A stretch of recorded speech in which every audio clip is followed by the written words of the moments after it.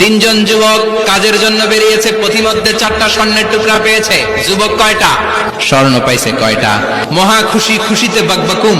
4টা স্বর্ণের বড় বড় টুকরা পাইছে, আমরা আজীবন খেলে বসে খেয়ে যেতে পারবো, কিচ্ছু লাগবে না আমাদের। 3 বন্ধু বলে ভাগ করি, আরেকজন বলে ক্ষুধা লাগছে, একজন যা বাজার থেকে রুটি কিনে নিয়ে আয়, খাওয়ার পরে ভাগ করবো। একজন রুটি কিনতে গেল, শয়তান 2টারে বুঝায় ওইটারে মারতে পারলে ভাগ বটোয়ারা সহজ হবে, তোরা 2 জন স্বর্ণ 4টা, তুই নিবি 2টা, ও নিবে 2টা। হিসাব সহজ না? 2 বন্ধু প্ল্যান করছে, ওইটারে মাইরা তুই 2টা আমি 2টা।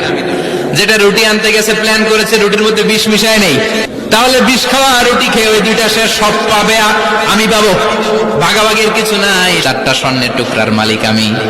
রুটির মধ্যে বিষ মেখে নিয়ে এসেছে, ওই 2 বন্ধু প্ল্যান অনুযায়ী ওইটারে ধরে মেরে ফেলছে। এবার মহা খুশি। এক বন্ধু কয় এবার তো ভাগ বটরার কিছু নাই, তুই 2টা আমি 2টা, আগে খাইয়া লইস। খাওয়ার পরে এই 2টাও নাই, 3টা লাশ, 4টা স্বর্ণের টুকরা। এটাই তো দুনিয়ার জীবন, ঠিক কিনা?